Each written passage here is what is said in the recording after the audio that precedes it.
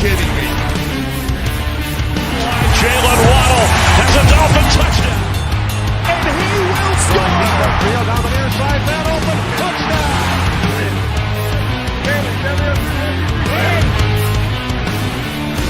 The run from Tua Tagovailoa. Touchdown! He's going deep. He's got it for a touchdown again. Tagovailoa trying to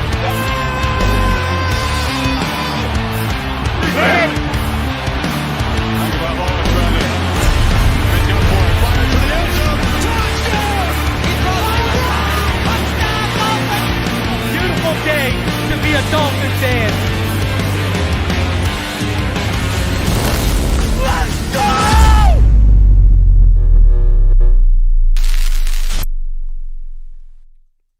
What is good, Fin Nation? What's good? It's your boy Reason. We are back here for another one on this Friday. I hope all y'all are having a fantastic end to your weekend as we get ready for it, man. The weekend is right around the corner. Do me the favor as you roll in here. Smash that like button. Subscribe if you are new. Hey, man, it's middle of the bye. And today we are going to go over, like I told you yesterday, we are going to go over my mid-season report card. And we are as well as the report card, we are on top of that going to hand out some mid-season awards. We got a lot to go over here on this episode. So once again, I appreciate all y'all for coming through. For the Patreons and channel member, first and foremost, appreciate all of you for supporting the channel the way you do, holding me down the way you do. I appreciate it. We didn't get to an episode of 3 Takes last week, but we will have an episode of 3 Takes for you guys this weekend. I have it already laid out. So that'll be coming for Patrons, patreon.com/Phinside The NFL. Thank you, Patreon and channel members, for supporting. And if you want to support and you can't financially afford to, that's totally fine. Just do me the favor. It takes less than 5 seconds. Smash the like button. Help me out as much as you can with that. Appreciate all of you for coming through. You know what? Today, we're going to do it a little bit different. We're going to just, pretty much hop right into it. I want to get into my report card, my grades, my awards, etc., etc. So, with that said, let's get right into it. We're not going to waste any time today. So, when I sit here and I look at the offense, the defense, and the special teams, and then my overall grade for them as we head into the second half of the season, the offense, listen, let's start off with the offense here. The offense, I give them an A-. Now, offensively, the only reason they're not an A+ is because of the lack of finishing in certain games and times, and we'll talk about that later too when we get into the awards a little bit. But for me, A-, we know it has the potential of being an A+. There's not even a question about that right now. But hey, listen, right now the Miami offense, they're number 1 in points per game at 31.7 points. They're number 1 in yards per game at 435.3.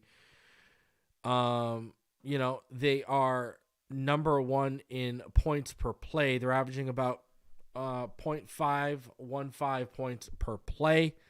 Yards per play, they're number 1. They're averaging about 7.1 yards per play right now as it is. Remember, we're averaging over 9. We are 16th in third down conversion. They're actually number 1 in red zone scoring when you look at touchdowns, right? They're scoring touchdowns about 75% of their red zone trips. And then when you look at touchdowns a game offensively, they're averaging 4.2 touchdowns per game, which is number 1 in the NFL.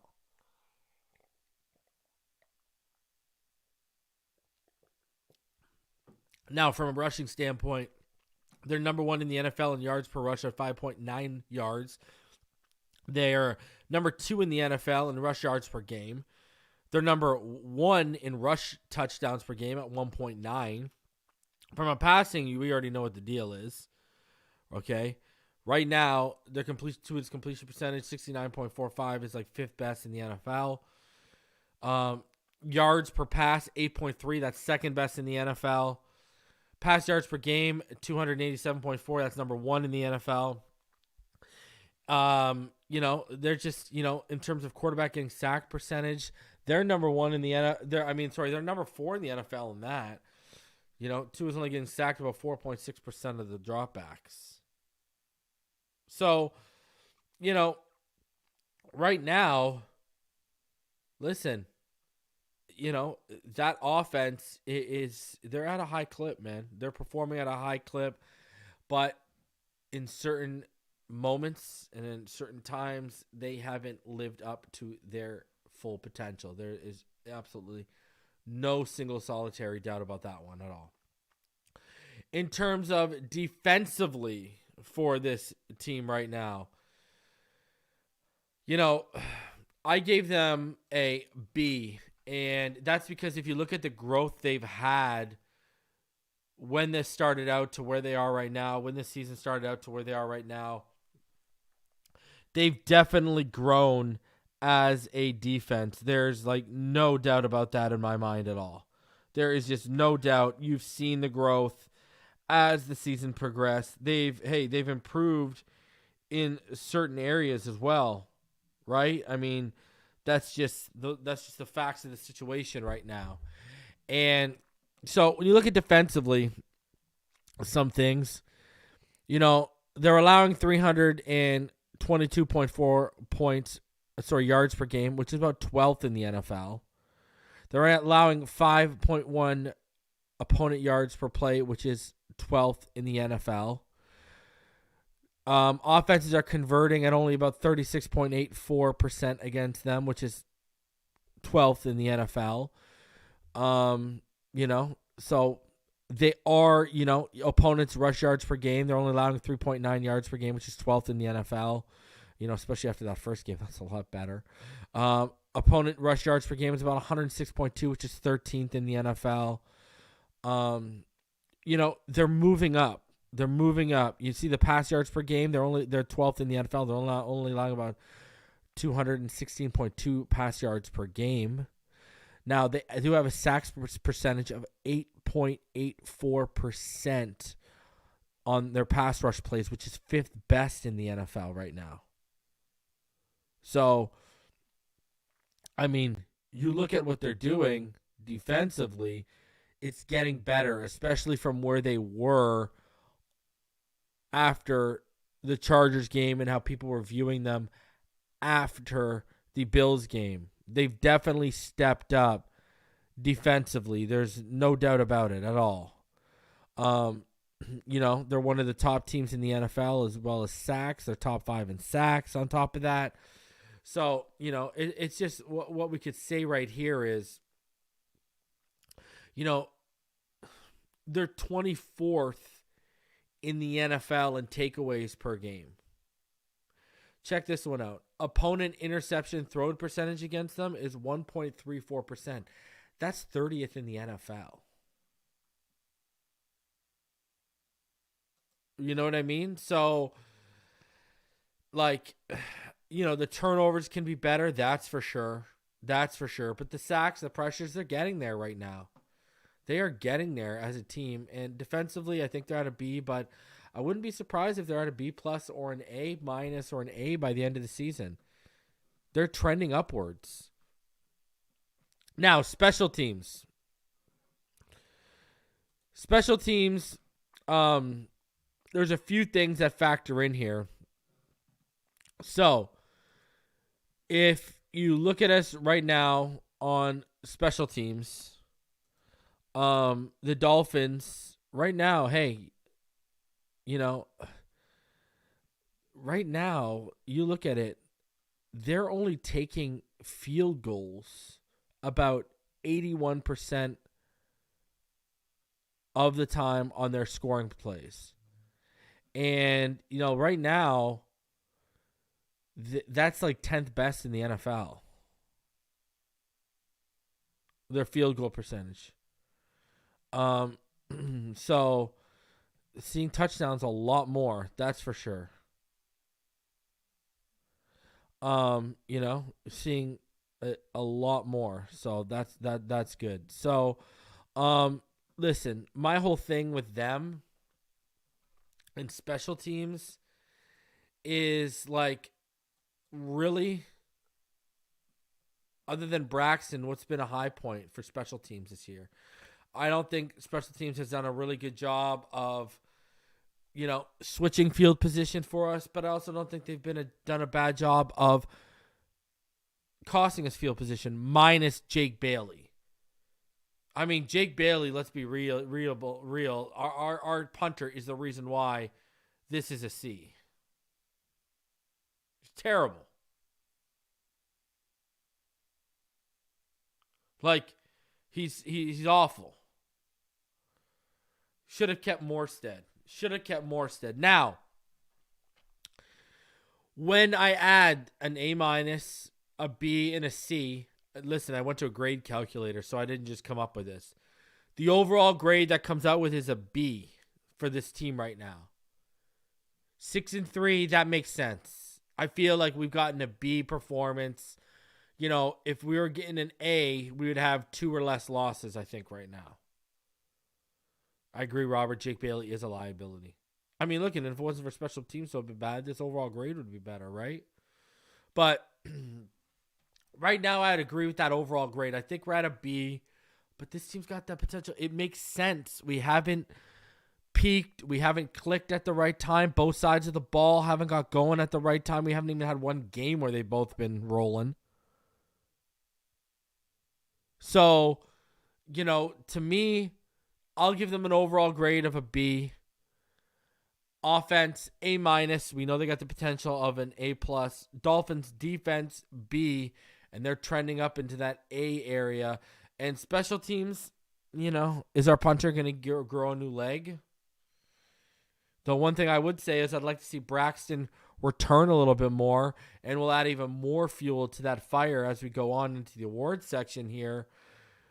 But, I think we have more to offer as a special teams. But I also think, Danny Crossman, he should have been gone last year. I think we're going to get a new special teams coach anyway. So I don't know how long I see Danny Crossman really lasting here.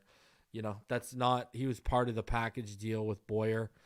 He might have got an extra year, but I don't know if he'll be here much longer. So that's my mid-season report card.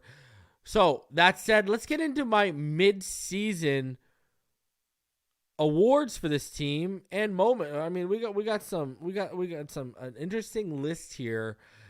I've got 6 to hand out. So let's get into it. 6 awards to hand out at the mid-season point. So let's get into it. So my offensive mid-season MVP is Tua Tagovailoa. Listen, if I hadn't laid out my own argument as to why you can't just blame Tua Tagovailoa, why you got to blame McDaniel, Tyreek, and all this. Tyreek's drop against Philly for the touchdown that would have changed the landscape of the game. Tyreek's drop in the first half at the 30-yard line that left 3 to 7 points on the board against the Chiefs.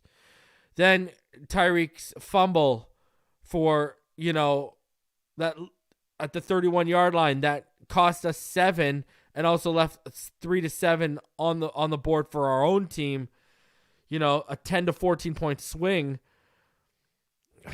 I got to go with Tua Tagovailoa, even though Tyreek Hill is on pace to set the single season record for receiving yardage. Tua Tagovailoa right now, if you look at it, ladies and gentlemen, Tua Tagovailoa is no slouch. Let's be real here. Tua Tagovailoa right now, he's on pace for about just over 5,000 yards.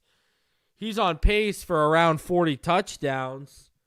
And it's no slouch on Tua. And sure, I agree. He had a chance to step up in that moment, in that final drive against Kansas City. You will not hear an argument from me, but I've already pointed out with the film, I pointed out with the analytics. I pointed out with the facts.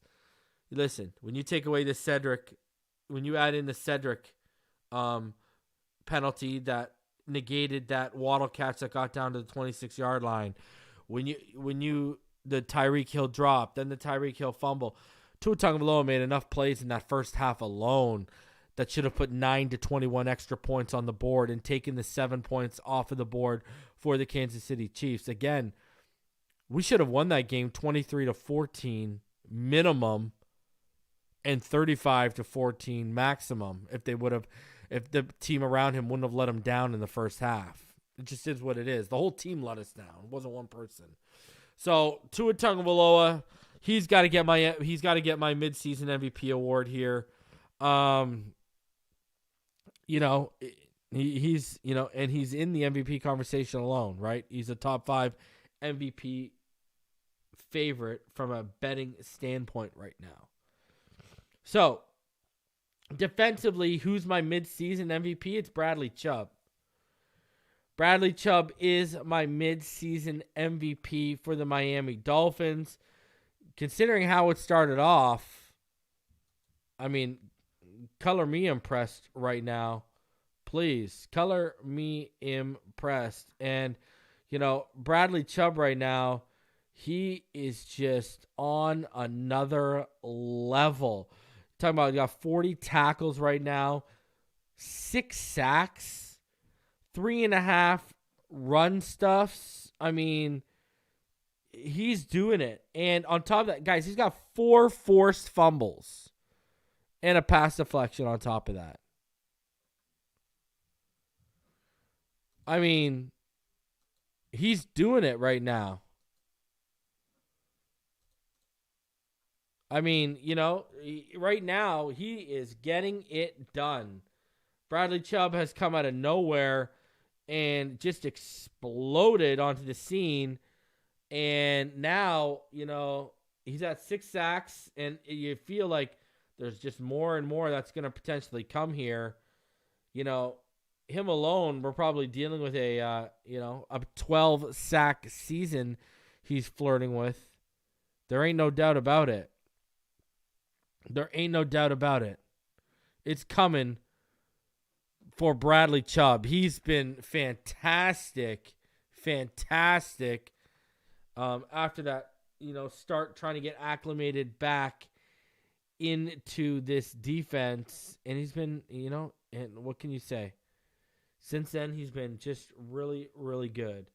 And hopefully, Jalen Phillips can stay healthy and he can continue his dominance and he can catch up there, because I think they both have potential in this defense to have 12-plus sacks in this defense. There's no doubt about it. So I got to give my defensive midseason award to Bradley Chubb. He's answered the call. People doubted him. I was one of those person that even said, man, in hindsight, it looks like Roquan Smith might have been the better move, but he has answered the call. And Bradley Chubb is performing right now. So, shout out to Bradley Chubb. He gets my midseason MVP award for the Miami Dolphins. My special teams midseason, it's got it. Who else could it be but Braxton Berrios? But you know what? I'll give you even more reason of why you should, give Braxton his props a little bit here. Braxton Berrios right now is 3rd in kickoff return yards, 246 right now. Now, he's also top 20 in punt return yards. So, I think he's 18th right now in punt return yards. But in kickoff return yards, Braxton Berrios is 3rd right now. And he has 4 less attempts than the 2 men ahead of him, Rashid Shaheed and Keeson Nixon. Would love to see a touchdown, though. Would love to see a touchdown. Because here's the thing, especially with punts, guess what? Braxton Berrios, he's leading the NFL in fair catches on punts at 16.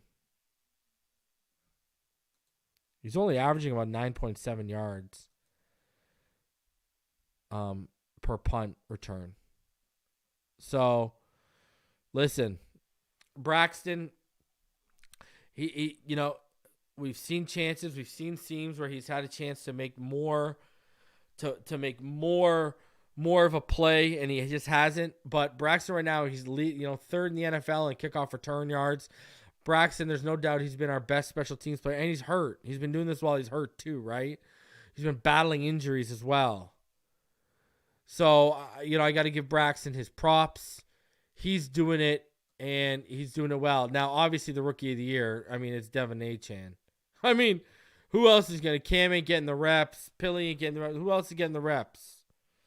Right? Now, this man was leading the AFC when he got hurt. He had 460 yards on 38 carries and 5 touchdowns when he got hurt. Was roaring towards competing for the AFC Rookie of the Year award. He'll be back when we come out of this bye. I expect him back when we come out of this bye. But it's not even close. It's my boy Devin Achane. It's not even close.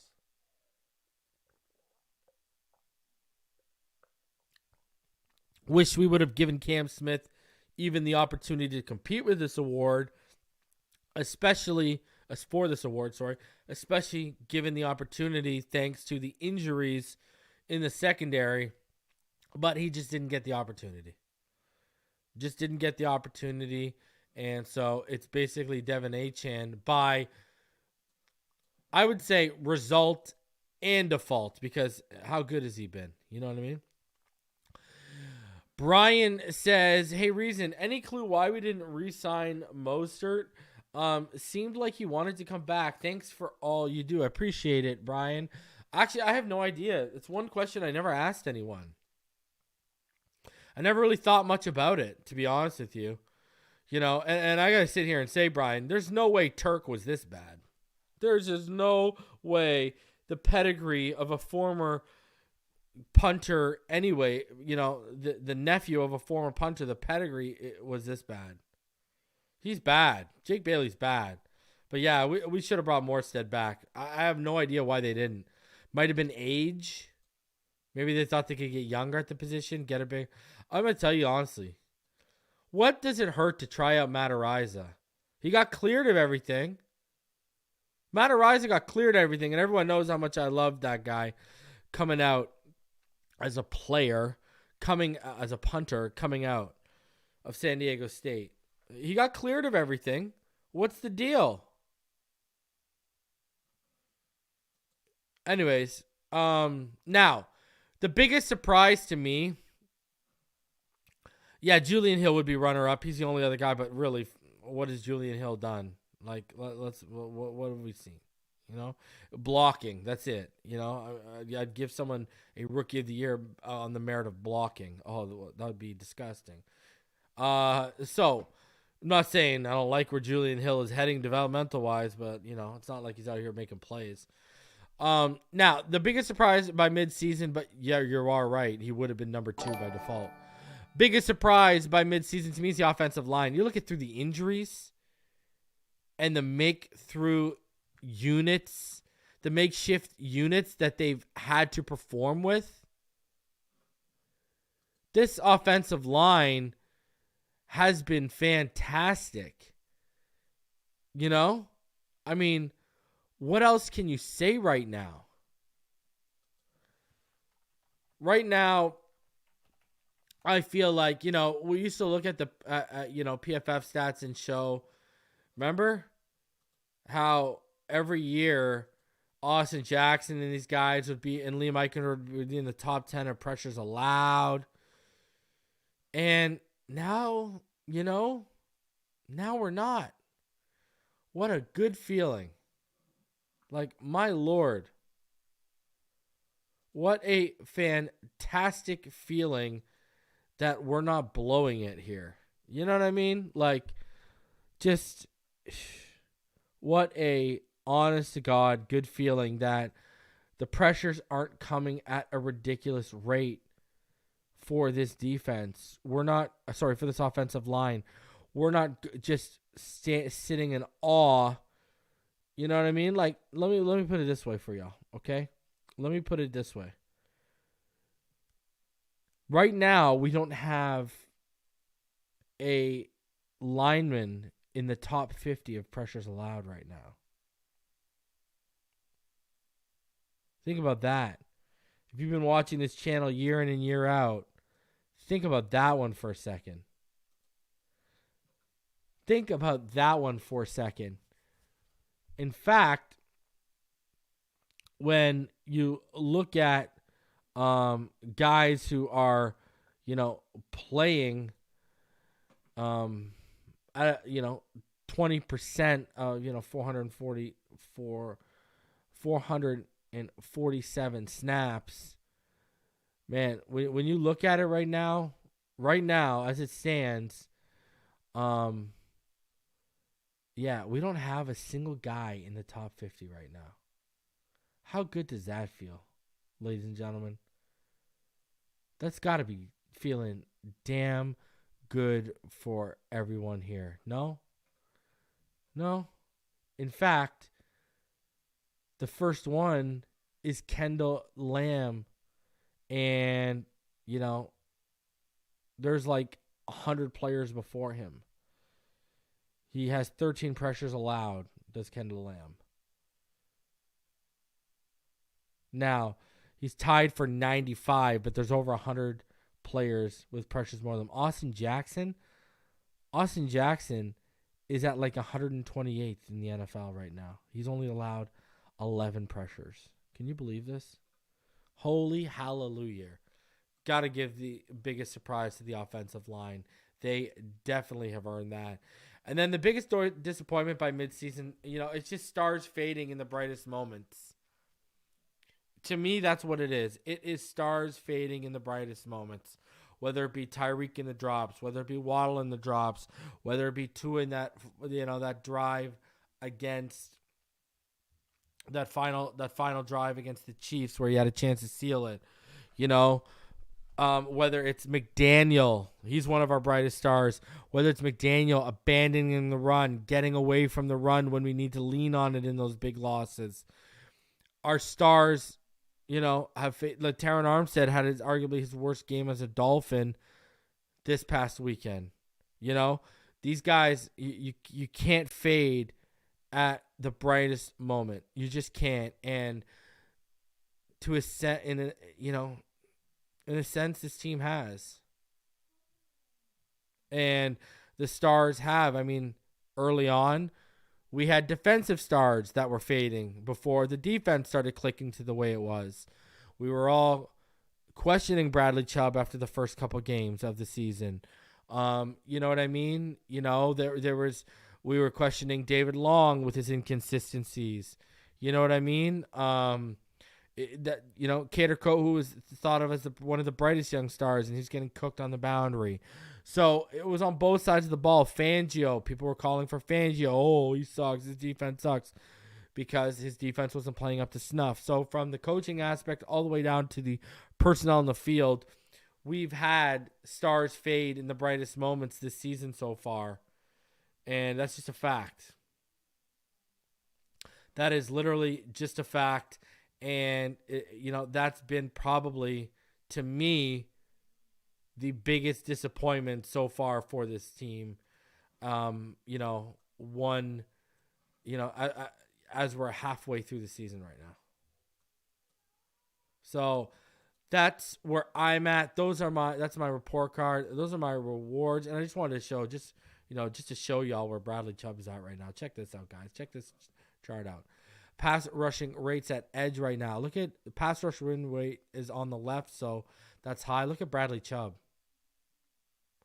Only Boy Maffey, Will Anderson, Myles Garrett, and Micah Parsons have a better pass rush win rate right now. He's on the same level as Jadeveon Clowney.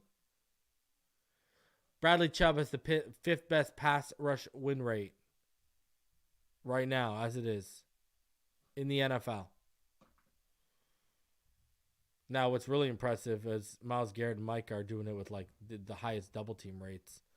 But you see here, Bradley Chubb, fifth best pass rush win rate in the NFL right now. Gotta love it, man. He is getting it done.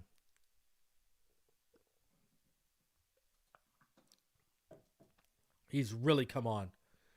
He's really, really come on. So that's where I'm at with my awards. Now I want to show y'all this because I know everyone's, oh, hey, what's happening? What's this? What's that? Well, look at this. Right now, for ESPN, their analytics department, the Dolphins have the fourth best chance. Sorry, the fifth best chance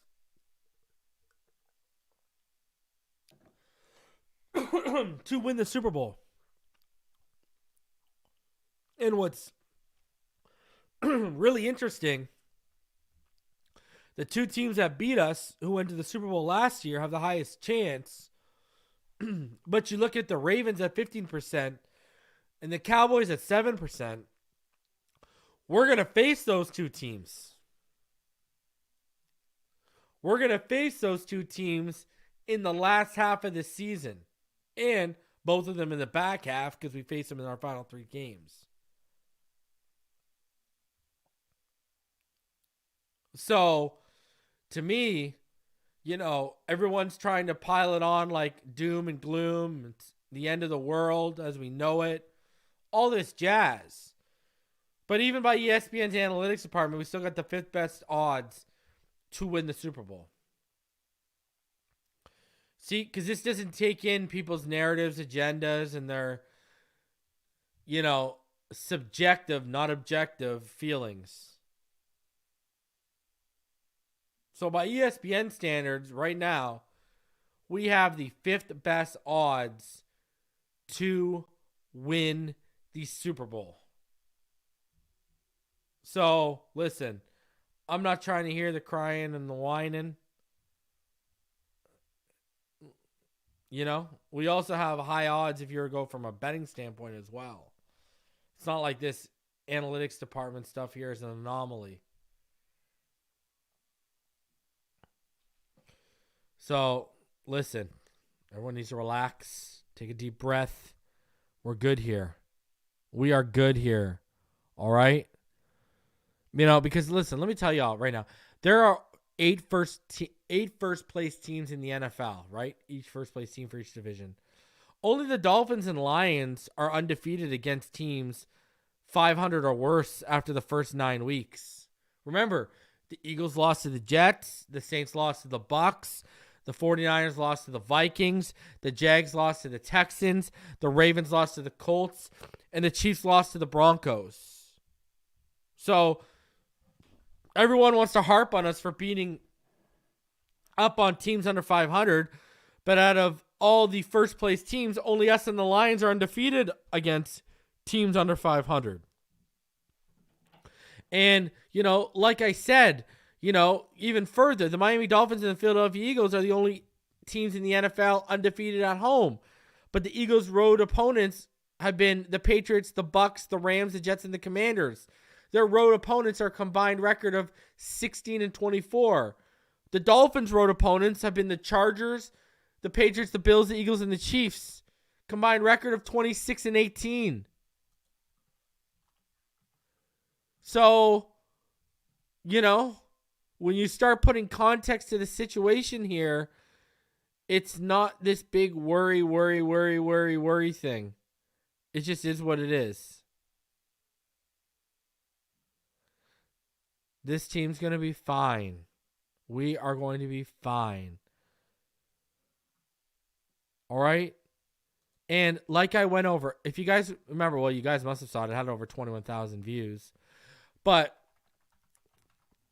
do you guys remember on my recap, all right, what did I say about the 1999 Greatest Show on Turf? Huh?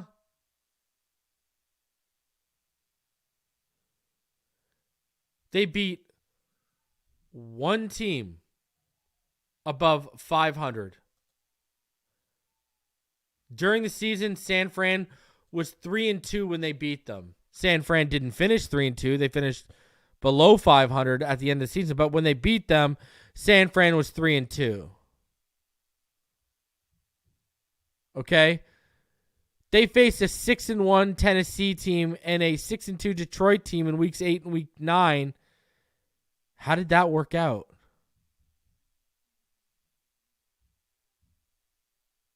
They lost to both those teams.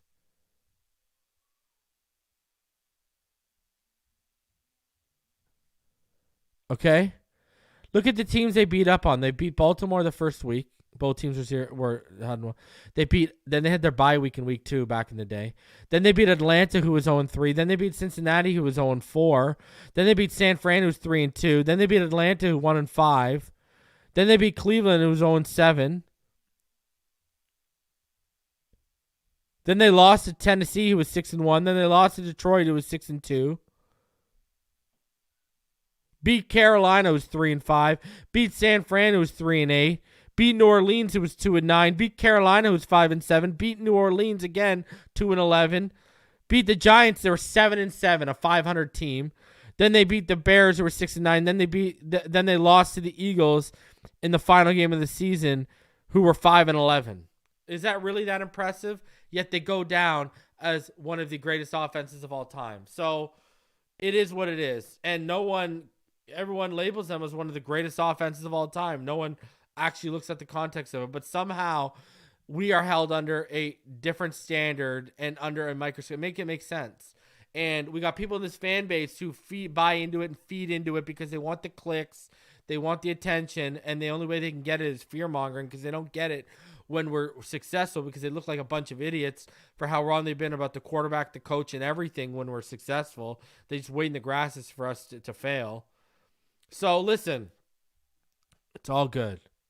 This team is all good. We're going to get back on track against the Vegas Raiders. I feel bad for that team. We're going to blow them and Aiden Connell up. Oh, good luck. So listen, do me the favor, smash the like button, subscribe if you're new.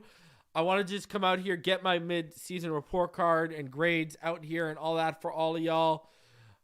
Hey, I love each and every one of you. Smash the like button. It's a rare short one. Enjoy it. Enjoy your weekend. But do me the favor. Please smash the like button. Subscribe if you're new.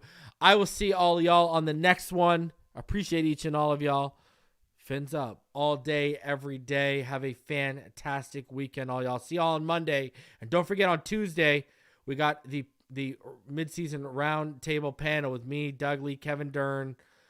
Everyone's going to be here. Neil, Richmond, Martin. So make sure you tune in, all right? Appreciate all y'all. Smash that like button, subscribe if you're new. Fins up, baby.